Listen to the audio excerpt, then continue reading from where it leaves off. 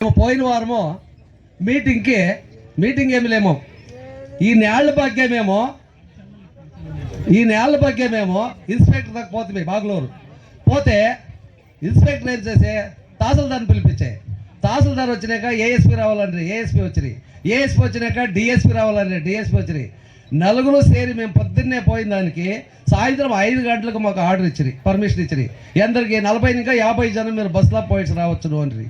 అంటే మేము అప్పుడు నైటే వచ్చి 60 మంది కార్లు ఎత్తుకొని బస్సులు ఎత్తుకొని అవస్థలో పడుకొని పోతే ఏమాయంటే నైట్ అంతా జర్నీ చేసి మేము పొద్దున్నే 9 గంటలకి డిఎంకే ఆఫీస్తో పోయి చేరితే మొత్తాను చేరితే కరెక్ట్గా మేము పోయిన 5 నిమిషాల్లో 2 జీపులు వచ్చి ఒక పొద్దుజనం దిగుతానే 4 బస్సులు పోలీసు 4 బస్సులు వచ్చి చుట్టూ కవర్ అవుతానే మేము ఎంత ఏడుకొన్నా మేమేం మీటింగ్కి రాలేదా, ఆర్భటానికి రాలేదు.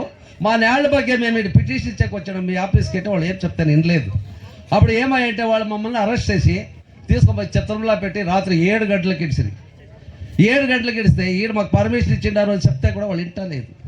వాళ్ళ ఆఫీస్కి పోయి డిఎంకి ఆఫీస్కి పోయి మమ్మల్ని అరెస్ట్ చేసిరి. అది ఈడ మన వైప్రకాష్ బాగా తెలుసును. ఆవులు మేపేవాళ్ళకంతా పోయి సెల్ ఫోన్లకి మేము ఆడ ఏం అవసరపడతామనేది.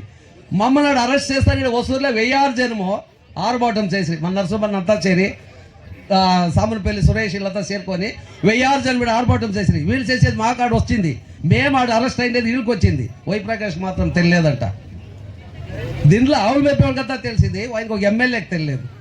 అయితే ఆ కష్టంలో ఆయన అర్థం చేసుకునే వాళ్ళు కాదు ఉన్ని అది మనకు వెనక మంచిదే ఆయన చేసిండేది.